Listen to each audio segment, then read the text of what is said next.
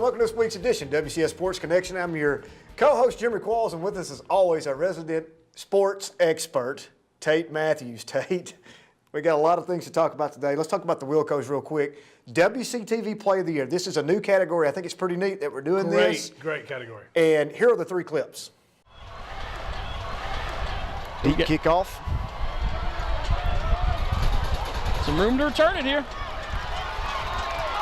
Some room to return it. Got to see him. He's gone. He might be gone. Creed, he's gone. What an answer. Wow. This is what we talk about. The answer. This is what we talk about. Come out, answer the doorbell, and he has. Wow, that's close to the goal line. Yeah, it was about a 93, 94-yarder, maybe even more than that.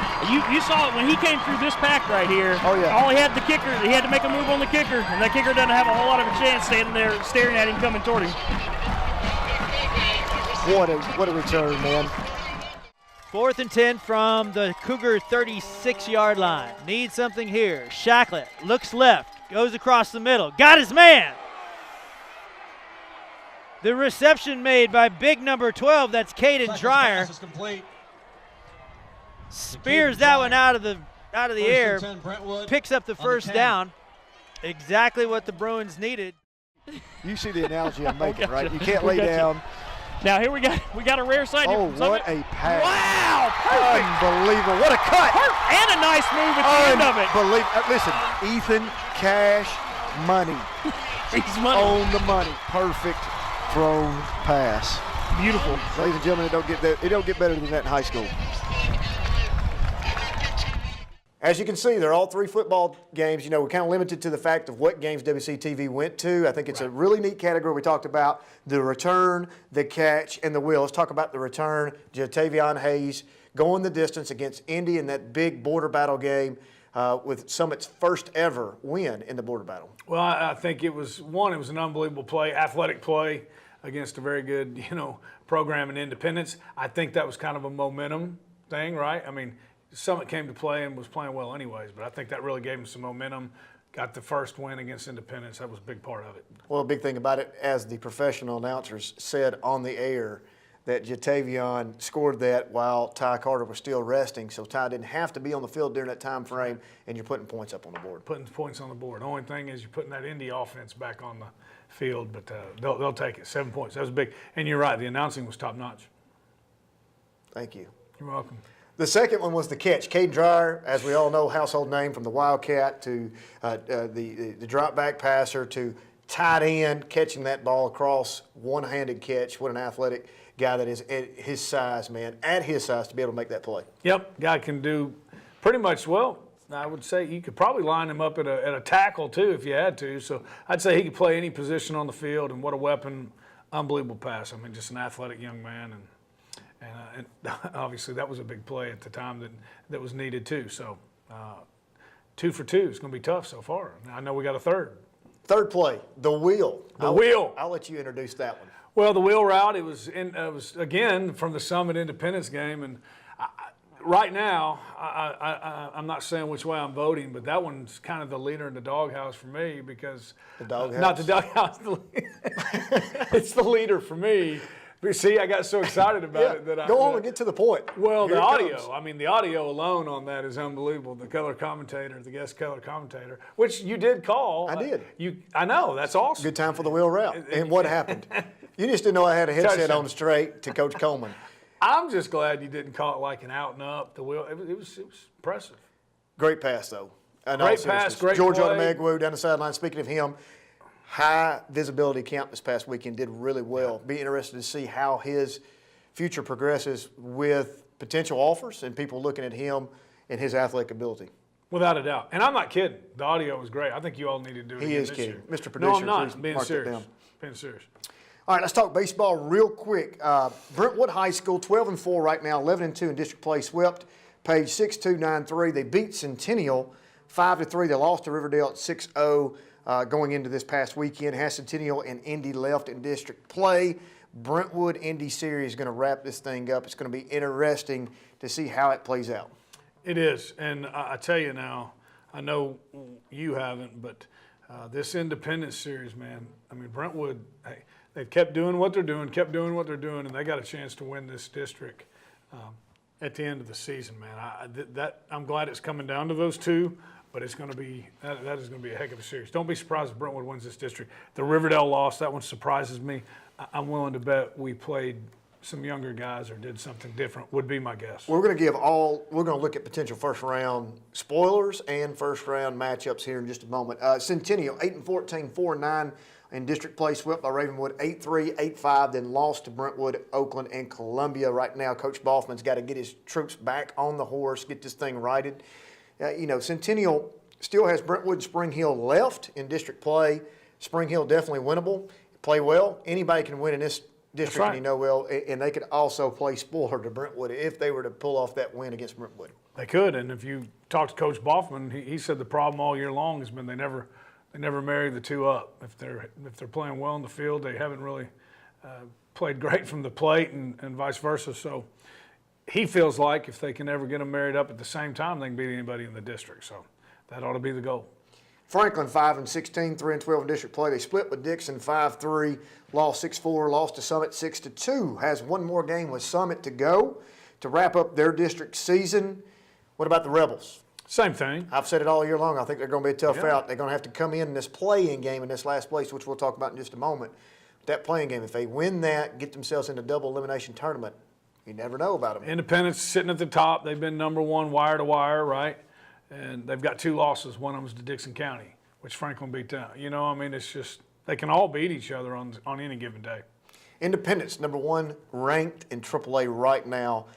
They've kind of fluctuated between 1 and 2 all year long. They're 21-2, 11-2 in district play. Swept Spring Hill 4-3, 10-0. Beat Ravenwood 9-1 in that first game of that series matchup. They have Ravenwood left. Brentwood. The series with Brentwood to decide first and second unless Ravenwood plays spoiler, man, and that could be a huge one if Ravenwood was to beat them. Without a doubt. It just goes to show they beat Ravenwood, who's a really good team, 9-1. But Ravenwood could turn it. They did the same thing with Summit a couple weeks ago. They hammered them in the first game, then Summit turned around and beat them, I believe, 6-5 the next game. So, if they can get that Ravenwood win, I think they got to feel really good going into that Brentwood series about finishing this thing off district regular season champs. What has Independence brought to the table that's provided them with consistency all year long? I know you're looking at you need about a minimum of 4 good arms to make it through it. So what has provided consistency for Independence? Well, talent, one, they got Hassel, who might be he's one of the top sophomore. Yeah, right, and he's dominating on the mound, and he's dominating from the plate. And then you got Hines, so you got 2 really good ones. I'm not sure who the third and fourth pitchers are, but yes, they've got arms, and then they've got bats, man. And this Coach McClory's been building this thing for a few years now when he got here, and so they've taken some lumps. We've seen it in other sports, but I think that's a big part of it. They got a core group now. They got this young sophomore coming in, and some others that are really, really talented. But anyways, they've been building this program. They're starting to see the fruits of their labor this year, and Coach he's been around some top-notch programs. He knows how to coach baseball, and they're talented. # trust the process. That's good. Right? Yes, sir. Page 9-10, 5-8 in district play, swept by Brentwood. 6-2, 9-3. Lost to Spring Hill 11-4. Has Spring Hill in a series with Ravenwood left. Coach Rotney and the Patriots right there sitting right kind of in the middle of the pack. Looking at that 4-5 game, which and I know is probably the game that everybody tries to avoid because it is the hardest to win. Well, and I think he'd tell you that's about what they are, middle of the pack. And that's not a bad thing. It's a tough district. In this district, right. That's a real good thing. But that's, they're probably middle of the pack. That's where they need to finish off strong, make sure they stay, like you say, in that 4-5 game. Would prefer to be the 4. And then once you get there, they got a chance to beat anybody. But, they've got a Summit win under their belt, so kind of the same story, broken record. If they get the best seeding they can beat anybody in the tournament. Ravenwood, Coach Teddy Craig's group, 17-7, 8-5 right now. They lost to Indy 9-1, but beat BGA 17-2. Has Indy in a series with Page left in the district? Well, you know what I'm thinking, right? It's May the 25th. No, it's April the 25th. Coach Kirby's Mr. May. When is the district tournament going to take place? In May. Whew. Who's Mr. May? Teddy Craig. I'd be nervous. Buzzsaw City. Mr. May, he'll have them ready. We're going to look at and see I'm who gonna that leave it at matchup that. is. Summit, 14-7, 8-5, beat Columbia 11-5, lost to Siegel 11-2, beat Franklin 6-2, has Franklin in a series with Dixon left. My Mr. May, Coach Curb, gets the Summit. Old Sparty, just sit and watch. Just like the I've been go saying it route. all I'm year. calling it. Just like the go route. It's time for Old Sparty Wheel to route. come through. That too, the wheel route as well. It's coming through. That's my expertise showing through right here on What was the out? No, I'm just kidding. That's like me in basketball. the wheel route, Coach Curb, my Mr. May, Old Sparty. I just think, hey, there's What something- happened last year? There's something that defines his crew. There's a grittiness to his team, Right, right? sir. There's a toughness to his team. It's because he demands it. So I just think that they've kind of been on the cusp all year long. They've kind of had some fallbacks, if you will, and then they've had some really good wins, and then maybe another fallback. I just think it's that time. I think when they get to district tournament, Summit is going to be a team that really could be in one of those top 2 spots that advances. No doubt, and you saw what happened last year come district tournament time, and so, that's the way he builds his program. That's the way he builds his schedule. It's not a coincidence that's how they're playing their best ball at the end of the season. It's like you talk about every year in basketball. There's 3 seasons, and he does he want to have 7 losses? No. But he don't care about that. What he cares about is, are we winning the district tournament? Are we moving on? We want to get to Murfreesboro. And he believes, and history would say that he's probably right, he believes the tougher the schedule you play during the season, better off you are in tournament season. Absolutely. And one of his proteges, Zach Hudson at Nolensville, has subscribed to this theory. Nolensville sitting at 14-11. People are like, well, that's only 3 games above Right. 500. But he's played the majority, if not all the teams, in District 11 AAA. Now, they're 6-2 right now in district play. Obviously, they're in District 12 AA. If you look at this, they split with Florist. They lost 5-1, but won 8-3. They have Murfreesboro Magnet left. They only need 1 win out of that series, 1 win to clinch the district championship in the first year of being in that group. Unbelievable. I mean, a heck of an accomplishment. It looks like they're mirroring how the boys' basketball team did this year, So, and you're right, 14-11. God, they're not having a very good year. Yes, they are. They just played up and played all those AAA teams. And I don't think they have Overton they do, but I don't know about the Wilco AAAs. I don't know if they have a win against one of them. Doesn't matter.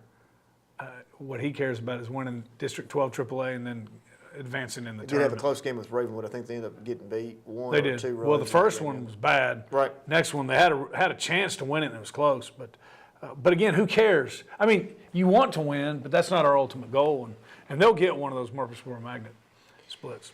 Fairview 8-15, 3-6 in district play, 11 AA. Split with Hickman County 5-2, lost 16-1, lost to Stewart County, who's currently ranked in AA 3-2. Has Waverly in a series with Creekwood, Harpeth left in the district. They're sitting right now 6 in 11 AA. Here's the nugget stat of the day. In 11 AA, out of all those teams, there are 8 teams, if I'm not mistaken. Only 3 have above 500 records.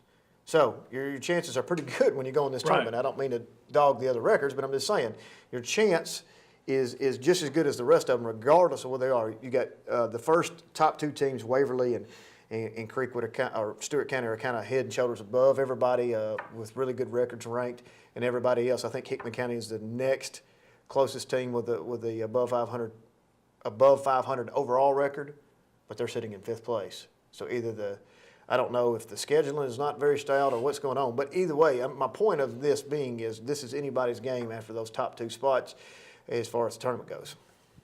I think you nailed it on the head right there, brother. Stewart County, I know they've been in the top 3 or 4 Right. all year long. So, yep. Softball, Coach Erica Powell, 19-6, 6-0 in district play right now. They beat Franklin 6-1. They have Centennial, Summit, Ravenwood, Page, and Spring Hill left. 5 games left in district play. Can she run the tables and go 11-0? Yes. Will she go 11-0? Yes. Okay, that's pretty stout.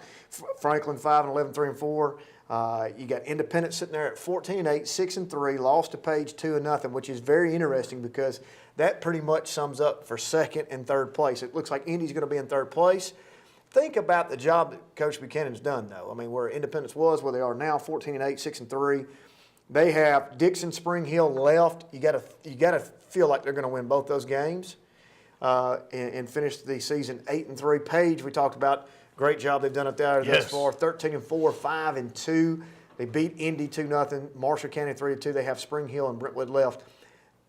Obviously, if Brentwood continues on their streak, they're not going to be in any trouble. I'm not sure the accuracy of how many games are left. I don't think those scores have been reported. I'm not sure they have that many games left. Brentwood, that is. But That's a lot in the next 2 weeks. it is. But you got to think, throw all those out. You've got Page and Brentwood left to match up. Don't think that unless Brentwood has a massive slip up and loses 2 or 3 games in the next 2 weeks.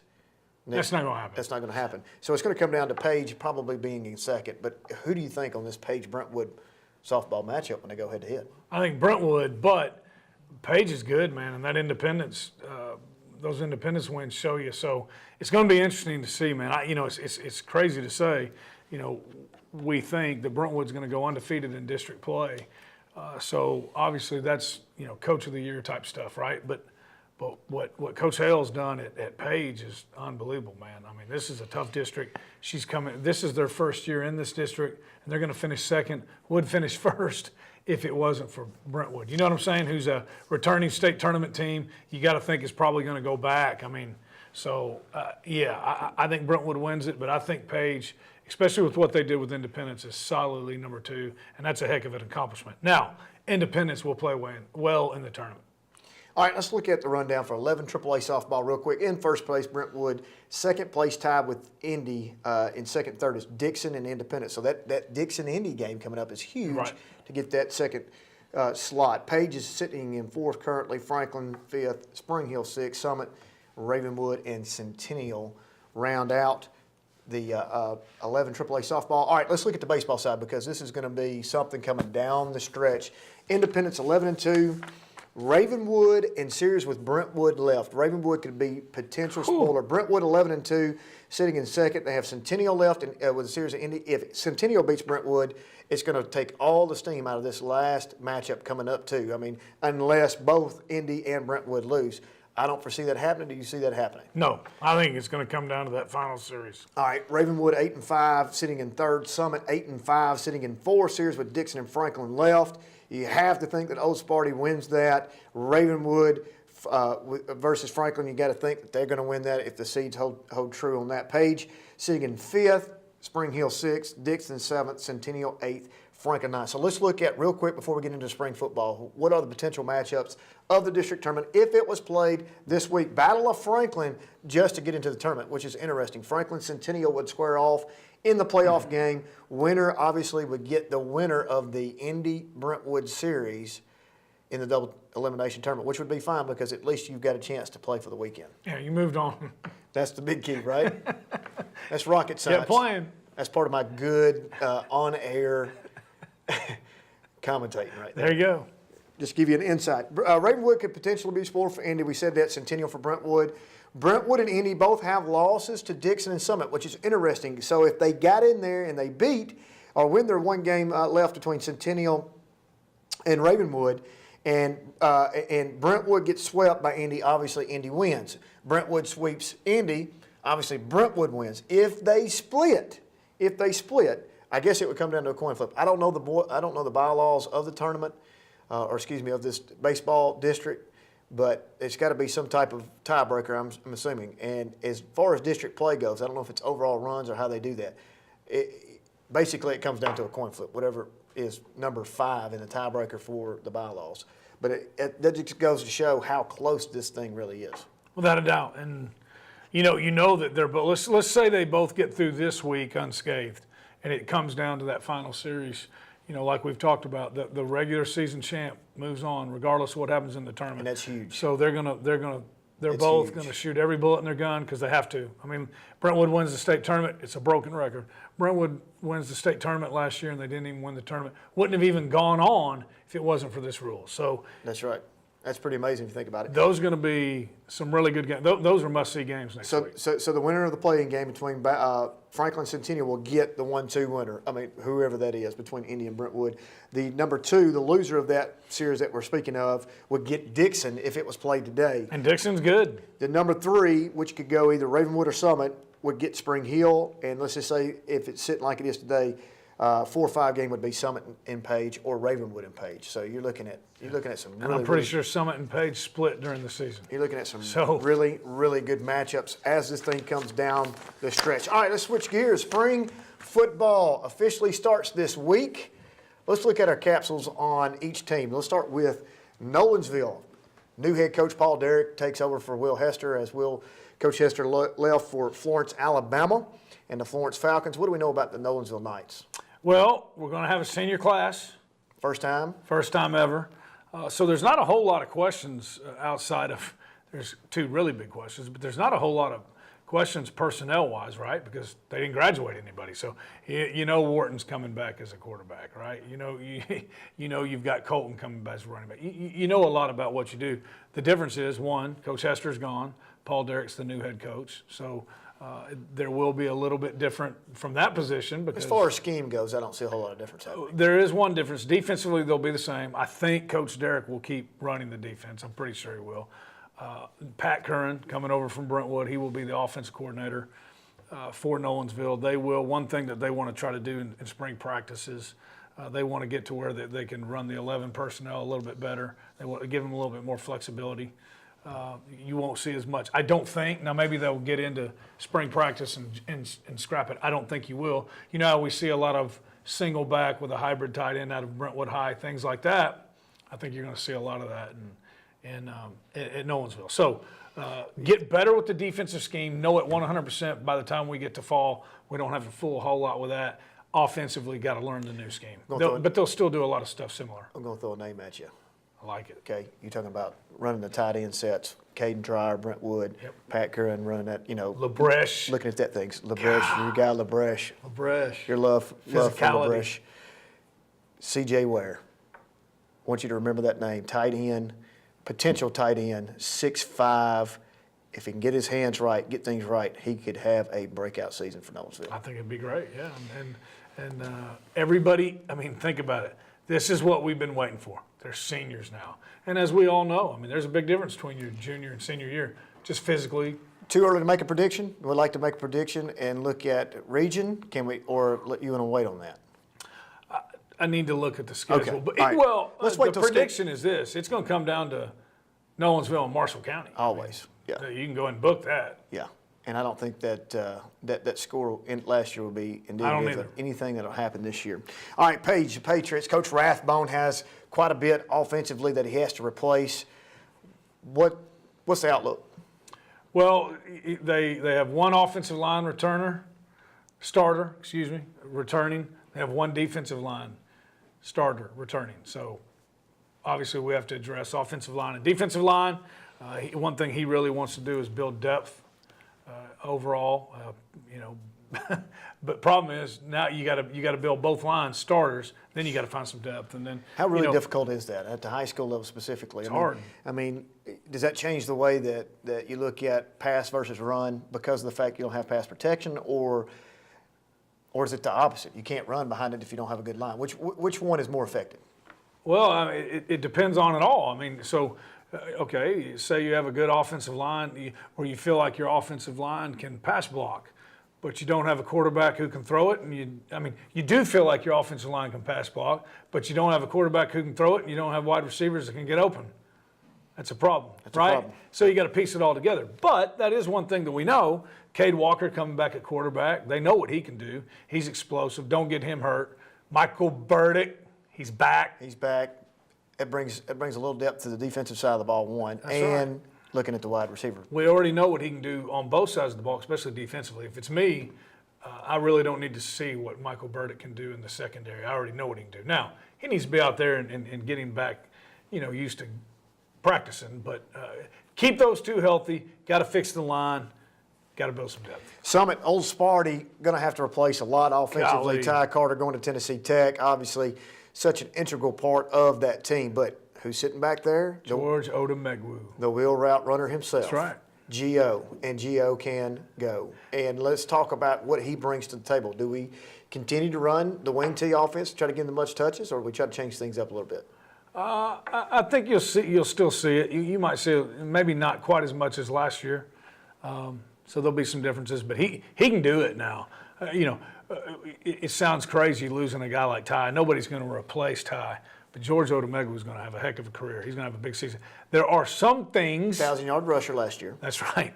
I mean, think 3 about of them, right? Right. There are some things that he does better. Now, I'm not saying nobody email Dr. Qualls and say, what is he talking about? I'm not saying that. I'm saying there are some things he does better. He's explosive. He's going to be really good. He's the only returning starter on the offense. Think about that. So they got a lot of stuff they got to replace, but In that's the return game, Jatavion Hayes as well will be moving on. I mean, there's a lot of pieces there. a lot of pieces, but man. A lot of guys that won a lot of games. And then on defensively, they lost both their middle linebacker starters, which, in the defense they run, you better have a pretty good one there. They got to find that. All right, real quick, Franklin High School, Donnie Webb, what's in store for the Rebels? By the way, BYU spring game MVP. You would like to name who that is? Joe Critchlow. Joe Critchlow, former quarterback. Go. Get back to the basics. Got to get back to the basics, right? That's what he says. That's what they're going to do. I don't think anybody. Define that. Well, blocking, tackling.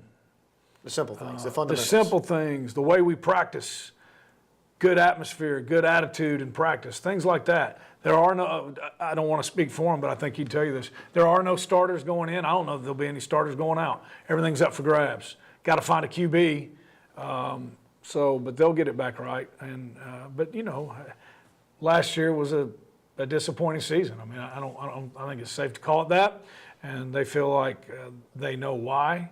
So let's get back to the basics, get better, and then we'll start addressing individual positions later. Real quick, get 1 minute. Independence. We're going to finish on this one, come back and do the rest next week. Independence, they got a lot of things. TJ Sheffield coming back. Did lose Kendrell Scurry. What's in store for Coach Blake? Well, hard to believe, but Cisco, okay, so you got your starting quarterback coming back, but you got a quarterback deal now because Ethan Cash has now transferred to Summit. So those two are From Summit. Transferred from Summit, thank you. And, a lot of potential, so not near as much game experience. So you got a quarterback. You got to find out who it is. The great thing about that is now you got two. Troy Henderson's gone. You got to replace him. They don't have a George Odumegwu to replace Troy Henderson. So we've got to find out who that's going to be. It could be running back by committee. And the one thing Coach Blade has been saying all offseason, we got to find that championship attitude again. He didn't feel like they had it last year. He wants to get it back this year. Out of the 6A group, is this the biggest question mark for you right now, Independence High School? Because there's a lot of unknowns. I think definitely a better season than last year. Okay. I don't know how big of a question. All right, when we come back next week, we'll touch base on spring capsules for Centennial, Brentwood High School, Raymond High School, and Fairview. It's been fun, man. Quick show. Thanks for the comments, the positive comments on the commentating. I think I've got a future in that. So, hey. Third play, the wheel route. Stay tuned. We'll see you next time. Thank you for joining us on Sports Connection.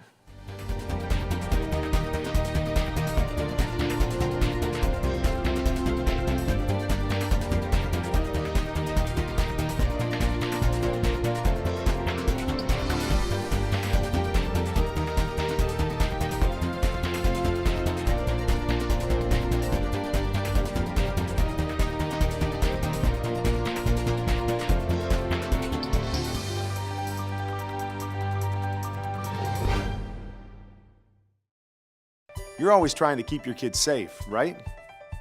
What about preventing concussion?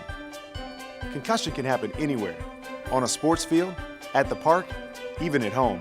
So you need to know the ABCs.